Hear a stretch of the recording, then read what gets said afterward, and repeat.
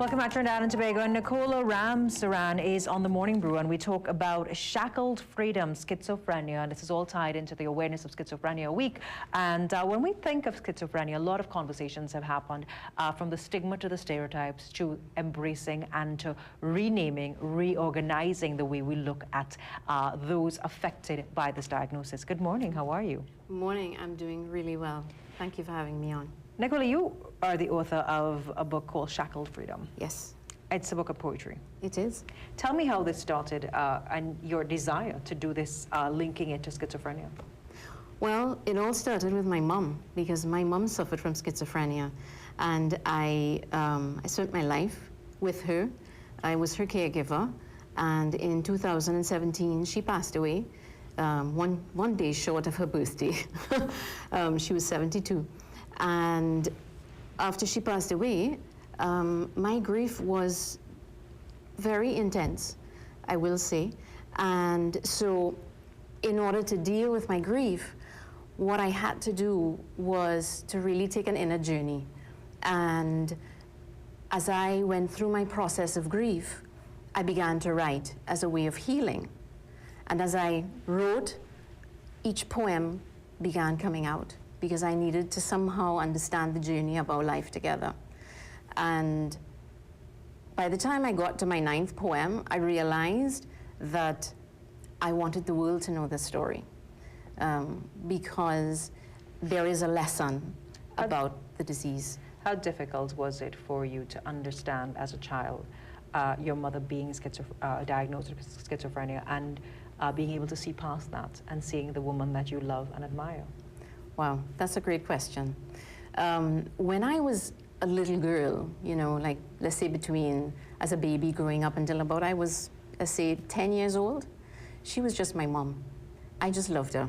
I was the baby of the family, so I just had a really great relationship with her.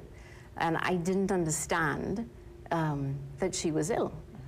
And then as I moved into my early teens, I began to see the signs that maybe things were not as I thought. But then as I grew older, I saw that, yes, she had hallucinations and delusions and paranoia, but she was also a normal person who had a lot of courage and just a great amount of love for us. And so that's why I always felt that it was not just my duty, but I so wanted to stand by her side and be her strength and support.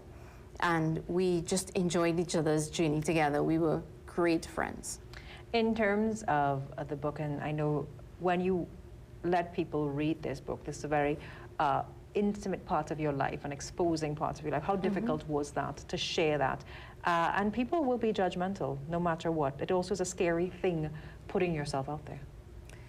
Yes, as I was writing and I thought about making it into a book, you know, grieving is a unique process when you are intimately linked with it. And I could not move on. I really had a tough time moving on. And I realized that my story, even though it was very personal to me, my story could help another human being. And I remember telling my sister, if I could help one person, that's all that mattered. One person. I know as we wrap this interview, you'd like to share parts of the poem with the viewers of the Morning Brew. Do you have plans to do another book? I do. I would like to do my memoir, and so I have begun the early stages of writing a memoir. And in terms of the conversations that you tell people when there's a misunderstanding about schizophrenia, what is the one thing that you want them to know? To focus on the person and not the illness. Because very often people are afraid, but a person with schizophrenia is a human being, and they have episodes where they have a psychotic break, but they are as loving and they want to be just like us. So person, not the illness. And I know you're going to share some of the poetry with us as we go to the break. Okay.